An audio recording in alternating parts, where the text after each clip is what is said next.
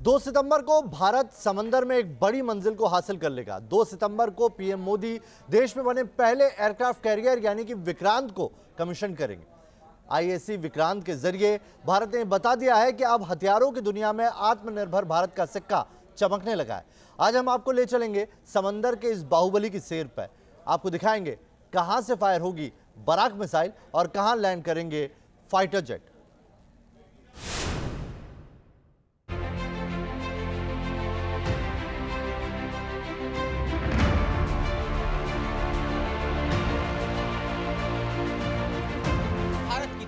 दुश्मन के सामने सीधे तौर पर हिमालय जैसी ऊंचाई को छूने वाली है।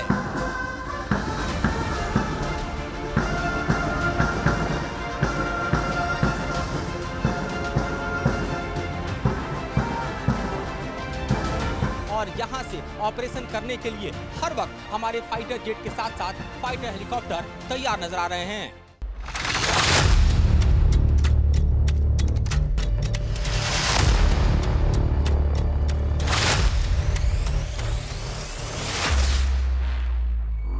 समंदर का वो शहंशाह जिसकी धमक से चीन से लेकर पाकिस्तान तक हिल जाएंगे। भारत का पहला स्वदेशी एयरक्राफ्ट कैरियर जब लहरों पर उतरेगा तो समंदर में भारत की शक्ति कई गुना बढ़ जाएगी।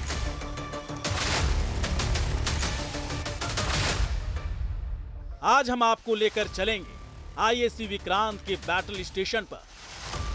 दिखाएंगे आधुनिक कम्युनिकेशन सिस्टम और वो रनवे जिस पर उतरेंगे फाइटर जेट्स।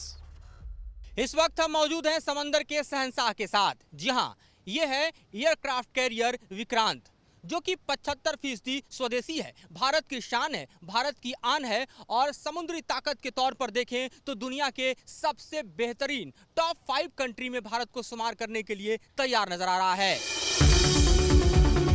दुनिया की सबसे घातक एंटी शिप मिसाइलों में गिने जाने वाली बराक आईएसी विक्रांत के बारूदी तरकश का सबसे अहम हिस्सा होगी। इस एयरक्राफ्ट कैरियर पर दुनिया के सबसे बेहतरीन बराक मिसाइल सिस्टम को तैनात किया गया है। यहाँ पर हमारे राइट साइड में जो आप स्पेस देख रहे हैं, इस स्पेस में 2 VLU है, यानी वर्टिकल लॉन्चिंग यूनिट, और एक VLU में 8 मिसाइल, यानी यहाँ तकरीबन अंदर 16 मिसाइल। और ठीक इस एयरक्राफ्ट कैरियर के अपोजिट साइड में भी इसी तरह के 2 VLU हैं, यानी वहां भी बराक के 16 मिसाइल हैं, यानी 32 मिसाइलों के साथ ये लॉन्च करने की कैपेसिटी रखता है, दुश्मन के खिलाफ प्रहार करने की कैपेसिटी रखता है। बराक मिसाइल के साथ ही साथ आईएसी विक्रांत पर हेवी गन भी होंगी, जो समंदर में दुश्मन के जहाज या फिर अटैक फ्रिगेट्स को राख कर देगी। न्यूज नेशन रिपोर्टर मधुरेंद्र आपको बताएंगे क्या खास है आईएसी विक्रांत के गन बैटल स्टेशन में। इस एयरक्राफ्ट कैरियर पर हर डेक के अगर आउटर स्पेस में आप देखें तो गन सिस्टम लगा हुआ है, और ये गन सिस्टम दरअसल क्लोज डिस्टेंस में दुश्मन को टारगेट करने के लिए है, जैसे कि SRCG 630 जैसे गन सिस्टम लगे हैं, जो कि 4 से 6 किलोमीटर के रेंज में दुश्मन पर प्रहार कर सकते हैं। और दुश्मन अगर क्लोज डिस्टेंस में आता है तो बिल्कुल टारगेट को प्रिसीजन हिट करने की ताकत रखते हैं। इससे आप समझ सकते हैं कि किस तरह से मिसाइल सिस्टम के साथ साथ गन सिस्टम से भी दुश्मन के ऊपर हावी होने के लिए दमदार बनाता है।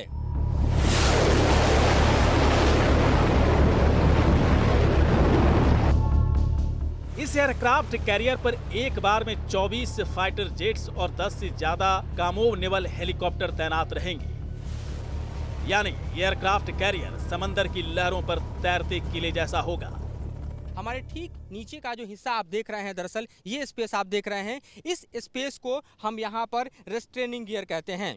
जी हाँ, रेस्ट्रेनिंग गियर। ये रेस्ट्रेनिंग गियर क्या करता है ये हम आपको समझा देते हैं। दरअसल सामान्य एयरक्राफ्ट जो उड़ते हैं, खास तौर पर आप जब रनवे पे होते हैं तो उस वक्त इंजन जो है वो फुल स्पीड में जाने के लिए प्रॉपर रनवे का इस्तेमाल करता है, लेकिन इतना बड़ा रनवे दरअसल एयरक्राफ्ट कैरियर पर नहीं होता। लिहाजा जो एयरक्राफ्ट है उसके पहिए यहाँ पर स्ट्रेन कर दिए जाते हैं और उसको रोक दिया जाता है दरअसल, और तब पायलट पूरे ही स्पीड के साथ इंजन खोलता है। जब इंजन अपने फुल स्पीड में होता है तब यहाँ से एयरक्राफ्ट आगे की तरफ बढ़ता है और बढ़ता हुआ फाइटर जेट जो सामने आप ऊपर उठे हुए हिस्से को देखते हैं वो दरअसल स्काई जंप कहा जाता है। एयरक्राफ्ट कैरियर के ऊपर स्काई जंप का रोल यह है कि वहां से वो सीधे विमान को ऊपर टेक ऑफ कर देता है और इस तरह इतने ही लिमिटेड स्पेस में जो फाइटर जेट हैं, MiG-29 जैसे फाइटर जेट हैं, वो भी आसमान की ऊंचाइयों को उड़ते हुए दुश्मन के सीने में बारूद भरने के लिए तैयार हो जाते हैं।